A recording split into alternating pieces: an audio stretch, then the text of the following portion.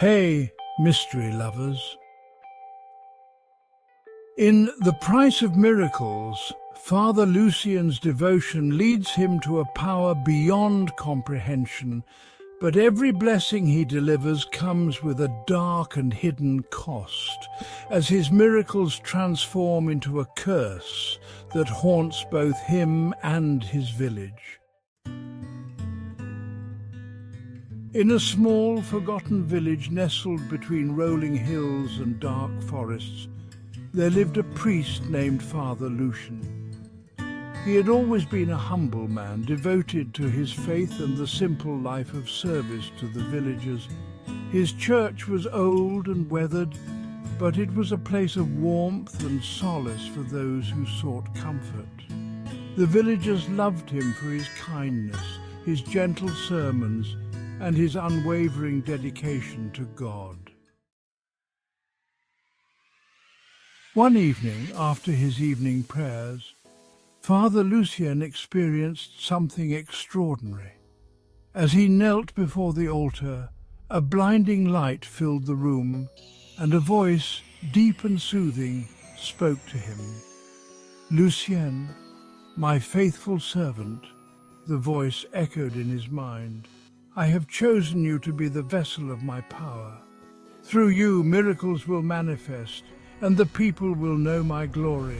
But for every blessing I bestow, a sacrifice must be made." Father Lucian was overwhelmed with awe. He believed it was God himself speaking to him. The first miracle came soon after. A child sick with fever was healed by Lucian's touch. Word of his miracles spread quickly, and the once modest church became a pilgrimage site for the sick and the suffering. People flocked from distant lands to receive the priest's blessings. But behind each miracle, Lucian secretly followed the instructions of the voice in his visions. "Bring me offerings," the voice would say. "Blood must be spilled, but they must not know." In the dark of night, Father Lucian would perform these forbidden rites in secret.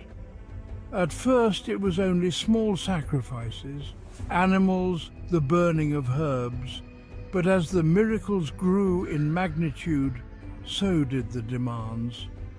The voice in his mind grew louder, more commanding. It no longer spoke with the benevolent tone of the divine. It demanded human sacrifice.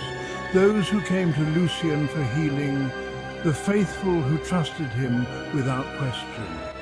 With trembling hands, he began to take lives in exchange for the miracles. The priest's fame turned into a dark power over the village.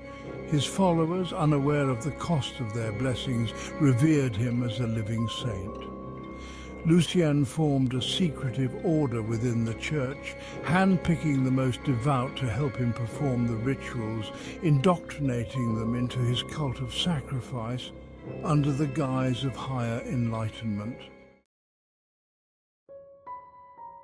But as the years passed, Lucian's heart grew heavy with guilt. The burden of his actions weighed on him.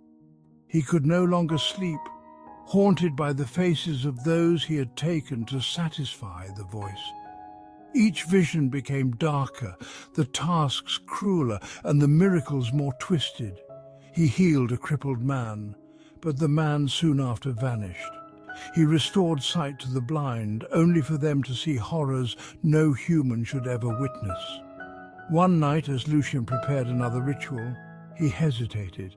Kneeling before the altar, he prayed for clarity, for a sign that he was still following God's will. The voice returned, but this time its tone was mocking, cold. "Foolish man," it sneered. "Did you think you were serving God? You have served me, Lucian. I am no angel of light, no messenger of heaven. I am a demon, a lord of the shadows. You have been my puppet, spreading my darkness under the guise of miracles." The realization struck him like a dagger. All these years he had not been channeling divine power, but the malevolent forces of the abyss. The miracles were not blessings, but curses that would slowly consume the village and all its inhabitants. The cult he had built was not a sacred order, but a web of damnation.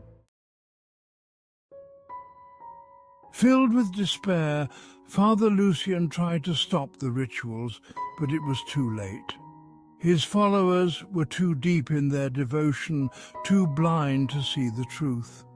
They believed the voice in Lucien's visions was still God, and they continued the sacrifices in secret. The village, once vibrant and full of hope, began to decay, its people becoming pale shadows of themselves, cursed by the false miracles. Lucien, broken and racked with guilt, secluded himself in the bell tower of the church. He spent his days fasting and praying, begging for forgiveness, but the voice never left him. It whispered in the night, reminding him of the blood he had spilled, the lives he had taken, and the power he had served. In the end, Father Lucien disappeared. Some say he fled into the forest, never to be seen again. Others believe he still haunts the church, his spirit bound to the place where he damned himself and his flock. The church stands abandoned now, overgrown with vines, a place of eerie silence. But the villagers say if you stand outside its crumbling doors at night, you can still hear the faint tolling of the bell and the voice that once whispered to Lucien, waiting for another soul to claim. Don't forget to like, comment and subscribe to stay updated for more mysterious tales. Until then, keep your curiosity alive and your lights on. Thanks for watching.